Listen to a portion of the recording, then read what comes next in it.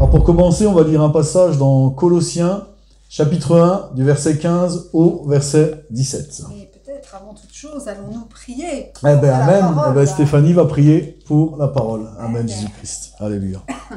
Merci Seigneur. Amen. Amen, Seigneur. C'est vrai, c'est ta parole. On va parler de ta parole, Seigneur. Et on ne veut pas parler de ta parole Amen, Jésus. sans que tu sois dans l'affaire, Seigneur C'est Jésus. vrai, Jésus. Amen. Saint-Esprit, on te demande d'accompagner toute parole qui sortira de Amen. nos bouches. Amen, Jésus. De conduire chacun et chacune dans la compréhension de cette parole, Seigneur. Amen, Et de amen, amen, soutenir, amen. De venir vraiment parler à nos cœurs et de soigner ce qui a Amen, soigné, amen, de amen. révéler C'est ce vrai, qui a Jésus-Christ. révélé, Seigneur. Amen. Lave-nous, Seigneur, par ta parole qui est pure, Seigneur. Amen. Amen. Et Colossiens donc 1, du verset 15 au verset 17. Il est l'image du Dieu invisible, le premier-né de toute la création. Car en lui ont été créées toutes les choses qui sont dans les cieux et sur la terre, les visibles et les invisibles, trône, dignité, domination, autorité. Tout a été créé par lui et pour lui. Il est avant toute chose et toute chose subsiste en lui. Amen. C'est magnifique ce qu'on vient de lire. Là, c'est écrit vraiment que tout a été créé pour Dieu, par Dieu et pour Dieu. Nous avons été créés par Jésus-Christ, toutes choses ont été faites par lui et pour lui. Tout ce qui nous entoure a été créé par le Seigneur. Amen. On peut voir le Seigneur partout. On regarde que ce soit les arbres, que ce soit l'herbe, que ce soit les oiseaux, les animaux. On parlait tout à l'heure avec Lilou des animaux, les chiens, les chats. Tout ce qui nous entoure a été créé par Dieu et pour Dieu. Même les poissons, ils ont été créés par Dieu et pour Dieu. Toute la création a été faite par Dieu et pour Dieu. Amen. Quelle grâce. Et nous, qu'est-ce qu'on veut aujourd'hui? Eh bien, on veut vivre par Jésus et on veut vivre pour Jésus. Il y a un verset dans la Bible qui dit, on le répète souvent, ceux qui ont donné leur vie à Jésus-Christ ne vivent plus pour eux-mêmes, mais pour celui qui est mort et ressuscité pour eux. Amen. Là, on revient à la source quand on remet Jésus à sa place, quand on remet Jésus en numéro 1 dans nos vies. Écoutez encore ce qu'il nous est écrit dans Job 34, du verset 14 au verset 15. Écoutez bien. T'as mis des petits cœurs partout, là. Ah oui, bah là, j'ai rempli de petits cœurs, c'est un passage que j'aime bien. S'il ne pensait qu'à lui-même, s'il retirait à lui son esprit et son souffle, toute chair périrait soudain, et l'homme rentrerait dans la poussière.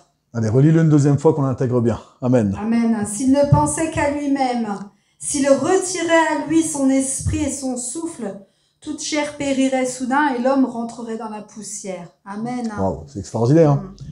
Donc on a bien lu, là on parle de Dieu. Si Dieu il était égoïste, qui rappelait à lui son souffle et son esprit, on mourrait tous d'un coup. On est combien d'êtres humains sur la Terre? 7 milliards, je crois, à peu près 8 milliards 500. 8 milliards 500 d'êtres humains. Si Dieu il reprend son esprit et son souffle, bam, tout le monde meurt en 2 secondes. Toute la Terre, elle meurt. Donc là, on voit vraiment qu'on respire par Jésus-Christ. On respire par Dieu, c'est extraordinaire. S'il rappelait à lui son souffle et son esprit, on périrait tous. Donc, vous savez, vous avez déjà vu le film, qui a déjà vu ici le film Facing the Giants? Film chrétien, je vous invite à le voir, je crois que c'est le premier C'est le premier film chrétien qu'on a vu, nous, en fait. C'est l'histoire, c'est un film américain, hein. C'est l'histoire d'un entraîneur de football et il n'y a rien qui va dans sa vie. Donc il entraîne une équipe de foot qui perd tout le temps, donc il risque de perdre son travail, parce qu'aux États-Unis c'est important le foot. Il n'arrive pas à avoir d'enfant avec son épouse. Et puis dans leur maison, il y a une mauvaise odeur, ils n'arrivent pas à trouver l'origine de la mauvaise odeur, ils ont une voiture qui tombe tout le temps en panne. En fait, La cuisinière qui est en panne, enfin, ils ont que des problèmes. Que des problèmes. Ils n'ont que des problèmes. Et puis, à un moment donné, il est chrétien, le monsieur, mais il a un peu mis de côté, je pense, sa foi. Et à un moment donné, il remet les choses à leur place. Il remet Jésus dans le centre Amen. de sa maison. Et là, il va vivre des choses extraordinaires. Et vraiment, je vous invite à regarder ce film. C'est un beau film, hein, pour ceux qui l'ont pas vu. Je crois qu'on l'a sur une clé USB, non? Je sais plus, ouais. C'est vraiment un beau film que je vous invite vraiment à regarder. À un moment, il va dire à son équipe, il va dire, plus je lis la Bible, plus je me rends compte qu'il ne s'agit pas de nous. Il ne s'agit pas de nous. On n'est pas là pour récolter les honneurs. On n'est pas là pour gagner de l'argent et mourir. La Bible dit que Dieu nous a mis sur terre pour lui. Amen. Dieu nous a mis sur terre pour l'honorer. Vous savez, la Bible dit, faites tout de bon cœur, comme pour le Seigneur, et non pour les hommes. Tout ce qu'on fait, en fait, dans tout ce qu'on peut faire, c'est des outils qui servent à honorer Dieu. Amen. Par exemple, Lilou, on parlait des chats tout à l'heure, de ton association pour les chats. Eh bien, ça aussi, c'est un outil pour honorer Dieu. Hein, l'Éternel, c'est marqué dans la Bible, prends soin de ton bétail. Dieu veut qu'on prenne soin de la création. Dieu veut qu'on prenne soin des animaux. Là, dans le film, par exemple, c'est du baseball ou du football américain, je crois. Football américain. Ouais. Du football américain. Et il y a un jeune qui dit à son entraîneur, on croyait vraiment que Dieu s'intéresse au football. Et là, il va dire non, mais Dieu s'intéresse à ta foi. Et Dieu, il s'intéresse à toi. Et Dieu, il s'intéresse à ton cœur. Donc, si tu as la foi sur le terrain de football, eh bien, Dieu s'intéresse alors au football, effectivement. Parce que tout ce qu'on a peut être un outil pour honorer Dieu. Amen. Parce qu'on a été créé par lui. On est parti de ça. Hein. On a été créé par Jésus-Christ et pour Jésus-Christ. La Bible dit, tu adoreras le Seigneur ton Dieu de tout ton cœur, de toute ta force, de toute ton âme, de toute ta pensée. Vous savez, on peut réussir financièrement sur plein de choses dans la vie. Si on n'a pas compris ça, si on n'a pas adoré Dieu de tout notre cœur, si on ne fait pas tout pour honorer le Seigneur, ben en fait, on n'aura rien accompli. On n'aura rien accompli du tout dans notre vie et on manquera le but. On manquera vraiment le but de la vie. Parce que quand on donne notre vie à Jésus-Christ, c'est là que la vie, elle prend tout son sens. Pour autant qu'on mette Dieu à la première place. Il a dit, c'est le premier commandement. Tu adoreras le Seigneur ton Dieu de tout ton cœur, de toute ta force, de toute ton âme, de toute ta pensée, et tu aimeras ton prochain comme toi-même. Tu peux accomplir tout ce que tu veux dans la vie. Si tu n'accomplis pas ça, ben ta vie, elle aura servi à rien. Parce qu'à la fin, à notre mort, il restera que ce qui a été fait pour Jésus-Christ. Il restera plus que ça à la fin, parce que c'est écrit dans la parole que nos œuvres nous suivront. Là-haut, nos œuvres vont nous suivre. Donc voilà, c'est magnifique. Dieu s'intéresse à toi, Dieu s'intéresse à ta foi, Dieu s'intéresse à ce qu'il y a dans ton cœur. Regardez encore, on va rester dans Job, on va reprendre le chapitre 34 au verset 21. Car Dieu voit la conduite de tous. Il a les regards sur les pas de chacun. Vas-y, c'est extraordinaire. Dieu voit la conduite de tous. Il a les regards sur les pas de chacun. Donc ça veut dire Dieu, il regarde tout ce qu'on fait et il regarde nos motivations. Je disais donc, on doit l'honorer dans nos relations avec tout le monde. Dans nos relations avec les autres, on doit honorer Dieu. On doit honorer Dieu, tout à l'heure je t'entendais ta prière, Boban, on doit honorer Dieu en respectant les autorités. Quand on respecte l'autorité, on honore Dieu. On honore Dieu dans nos relations avec les autres, ça c'est important. En fait, on doit constamment honorer Dieu dans tout ce qu'on fait, dans toute notre façon de vivre. On honore Dieu par nos actes et on honore Dieu par nos attitudes. Rappelons-nous pourquoi on vit. Quel est le sens de la vie? Quel est le but de la vie? Pourquoi on existe? On le répète, on va le redire, on le redira jamais assez, on l'a dit au début. On existe parce qu'on a été créé par Jésus-Christ et pour Jésus-Christ. Jésus t'a créé pour avoir une relation personnelle avec toi. Il veut une relation intime et personnelle avec toi. La vie, le souffle, c'est vraiment un don de Dieu. Imaginez ce qu'on a lu avant. Si on respire, c'est grâce au Seigneur. Et si on vit en ignorant Dieu, quelque part, on méprise Dieu, on méprise celui qui est la source, on méprise celui qui nous a créé. Regardez les sens. Ah, il y a les 5 sens. La vue, le goût, l'odorat, l'ouïe, le toucher. Ces 5 sens, ils nous permettent de percevoir le monde qui nous entoure. C'est pour ça que c'est important aussi de rendre grâce, parce que merci Seigneur pour le goût. On aurait pu manger de la ferraille et puis pas se régaler, que ce soit une formalité, mais non. Même quand on mange, on se régale, on a le goût, on pourrait rien que pour ça, on peut remercier Dieu. La Bible nous invite à rendre grâce à Dieu en toutes choses. Là, dernièrement, j'ai fait un journal de gratitude qui se trouve sur Amazon. Et en fait, c'est une prédication de la pasteure Arlette de Vireux qui a repris ce passage, qui dit « Mais rendez grâce en toutes choses ». Et elle expliquait que rendre grâce en toutes choses, c'est quelque chose qui est bon pour nous. Merci Seigneur pour ce que tu as fait aujourd'hui. Et dans le moindre détail, il y a un cantique qui dit « Compte les bienfaits de Dieu ». Dieu nous invite à compter ses bienfaits et nous, je vais parler pour moi personnellement, j'aurais tendance à me plaindre bien souvent, hélas, à me plaindre de plein de choses, à regarder à ce qui va pas, à la place de regarder à tout ce que Dieu m'offre, à tout ce que Dieu fait pour moi. Heureusement, j'ai une femme, alors c'est pas pour lui passer de la pommade, j'ai une femme qui me rappelle souvent, qui me dit « Mais non, regarde, quand je me plains, regarde ce que Dieu a fait pour nous. Regarde là, tu vois pas, on manque de rien, etc. » Et là, j'ai vu, effectivement, c'est vrai.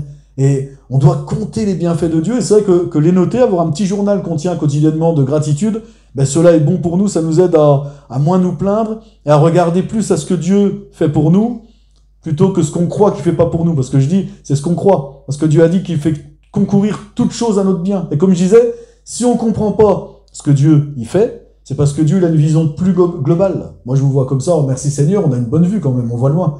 Mais Dieu, il voit tout, lui. Il voit tout l'ensemble. Donc, s'il y a quelque chose que je comprends pas quand Dieu ne me répond pas comme je veux, quand Dieu répond pas du tout, c'est parce que Dieu, il sait quelque chose que moi j'ignore. Donc là, à partir de là, qu'est-ce que je dois faire? Ben moi, je dois faire confiance à Dieu. Mais revenons à rendre grâce. Rien que de se réveiller le matin, c'est une grâce. Ce matin, je respire, je suis là, je vis, je peux encore vivre pour toi, Jésus, je peux encore t'honorer par ma vie. Bien, rien que le matin, on peut remercier Dieu quand on se réveille. Voilà, redonnons à Jésus la place qui lui est due. Et c'est quoi la place qui est due à Jésus? Ben, c'est la première. Jésus veut la première place dans ta vie. Il t'a aimé le premier. Alors malgré qu'il y a l'amour d'une mère, c'est très fort. L'amour d'un père pour ses enfants, des enfants pour son père, etc. C'est très fort. Mais je vous garantis, et ça c'est une vérité de la Bible et j'y crois fermement, qu'il n'y a personne sur cette terre qui a un amour aussi puissant que Dieu pour nous. Amen. Marquez que l'amour de Dieu pour toi, on est parlé de la hauteur, de la profondeur, de la grandeur, de la largeur, de l'amour du Christ. Et c'est écrit que rien ne pourra nous séparer de cet amour. Est-ce qu'on se rend compte? Dieu, il veut la première place dans nos vies, alors pas pour nous donner des ordres, on veut pas qu'on soit des robots, mais parce qu'il nous aime. Moi je me dis, waouh, le grand Dieu qui a créé les étoiles, qui a tout créé, qui nous a créé nous. Vous avez vu quand David il dit, je te loue, je suis une créature si merveilleuse. On parlait de la vue, du goût, de l'odorat, c'est des choses extraordinaires, on entend, etc. Donc je te loue de ce que je suis une créature si merveilleuse. Et est-ce qu'on peut vraiment, critiquer la création de Dieu? Des fois, on va avoir tendance à se critiquer, à critiquer notre corps, etc. Non, on est voulu de Dieu. Dieu dit de toi que tu es une créature merveilleuse. Dieu compte tous les cheveux que tu as sur ta tête. Timothée, Dieu, t'imagines, il sait combien tu as de cheveux sur ta tête, tellement tu es précieux pour lui, tellement tu es important pour lui, il sait le nombre de cheveux que tu as sur ta tête. Mais c'est extraordinaire. Et là, ce qu'on veut aujourd'hui, c'est remettre Jésus à la place qui lui est due. Rien que le fait d'exister, on peut rendre grâce à Dieu. Parce que, voilà, quand on n'existe pas, c'est dommage de ne pas exister. On est content d'exister. Qui est content d'exister ici? On est content d'exister. Eh ben, merci Seigneur qu'on existe. Alors, on lui doit 2 vies au Seigneur. Il nous a donné celle-là. Mais en plus, quand on lui donne notre vie, bien, il nous offre la vie éternelle. Donc, on a vraiment de quoi lui rendre grâce. Je crois même que, si Dieu nous avait pas bénis sur cette terre, admettons, il est mort pour nous. Voilà, il est ressuscité. Il dit, voilà, si tu crois en moi, je t'offre la vie éternelle. Il n'était même pas obligé de nous bénir sur cette terre après ce cadeau merveilleux. Il aurait pu dire, t'as la vie éternelle, mais sur terre, tu te débrouilles. Non. Il a dit, déchargez, c'est écrit dans la Bible, déchargez-vous sur lui de tous vos soucis, car lui-même prend soin de vous. Waouh! Non seulement il nous offre la vie éternelle, mais en plus il promet de prendre soin, on disait hier soir, de prendre soin de nous sur la terre. Ne vous inquiétez de rien, votre Père sait de quoi vous avez besoin. L'Éternel est mon berger, je ne manquerai de rien. Il a laissé des promesses dans sa parole, il a tout laissé.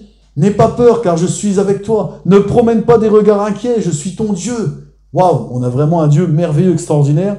Et je crois que c'est bon de se rappeler qui est Dieu. Et moi, je pense qu'il mérite la première place dans nos vies.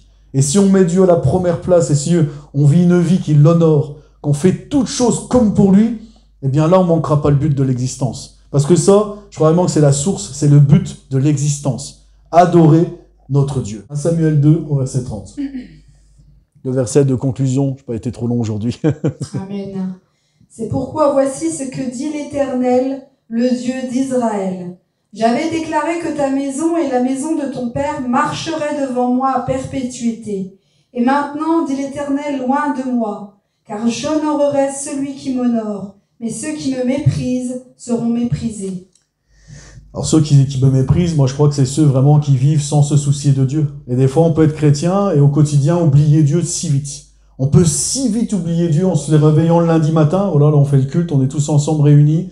Et des fois on va se réveiller le lundi matin, on va reprendre notre quotidien et on va oublier Dieu. Et quelque part, vivre comme si Dieu n'existait pas, vivre pour nous-mêmes, quelque part c'est mépriser Dieu. Vous avez vu comme c'est beau là? Dieu il dit, j'honorerai celui qui m'honore. Waouh! Il honore celui qui l'honore. C'est magnifique. Et on va lire ce verset de conclusion et tu liras le commentaire que j'ai trouvé pertinent dans la parole. Alors ceux qui craignent l'Éternel se parlèrent l'un à l'autre. L'Éternel fut attentif et il écouta.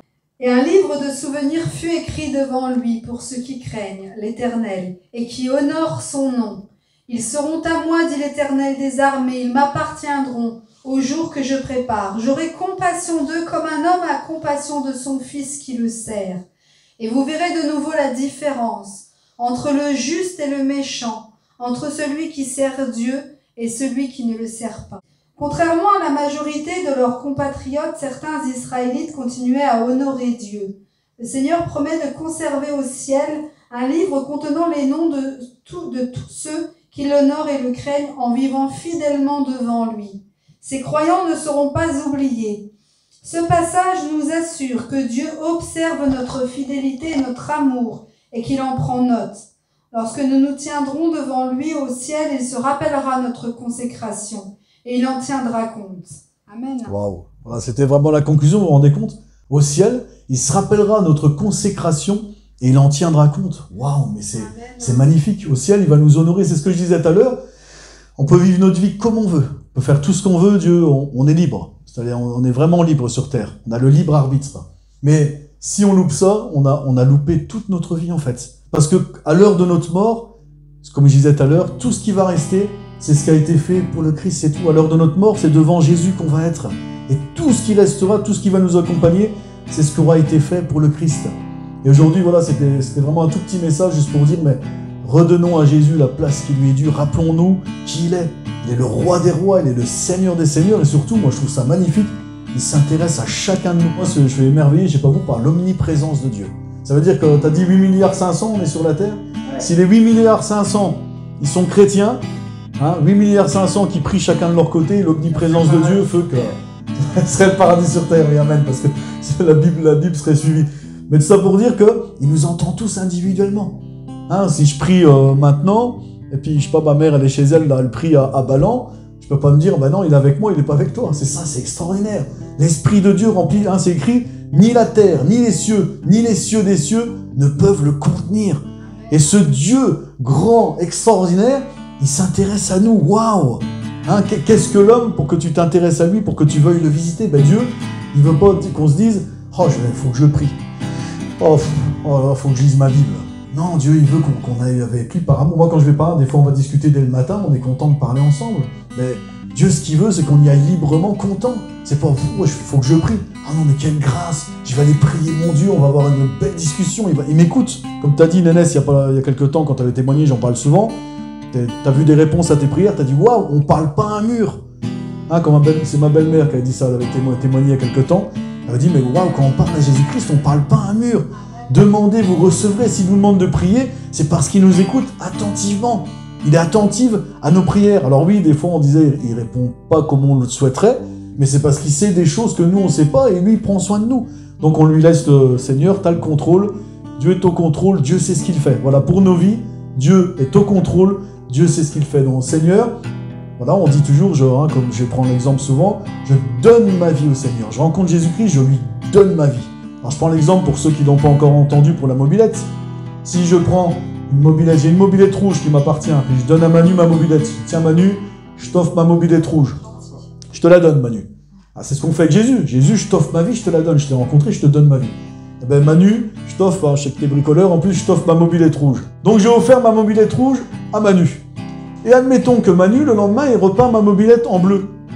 Et que j'aille le voir, j'ai dit Manu, la mobilette que je t'ai donnée hier, tu l'as repeint en bleu. Qu'est-ce que tu vas me répondre? Tu me l'as donnée, elle est à moi. J'ai le droit de la peindre en bleu parce que tu me l'as donnée. Et souvent, on va se plaindre de ce que Jésus fait dans nos vies. Mais notre vie, elles appartiennent à Jésus, je lui ai donné. Donc, laissons Dieu mettre la couleur qu'il veut dans notre vie. Laissons Dieu faire ce qu'il veut dans notre vie. Alors, je dis souvent, on ne doit pas chercher à ramener Dieu dans nos plans. On doit chercher, Seigneur, quels sont tes plans pour moi? Quelle est ta volonté pour ma vie? Je ne dois pas ramener Dieu dans ma volonté, parce que c'est pas la meilleure, moi j'ai souvent me trompé, mais je dois aller voir Dieu et dire, montre-moi les plans que tu as préparés. C'est marqué dans la Bible, Dieu a préparé des bonnes œuvres, il les a préparées d'avance, afin que nous les pratiquions. Waouh!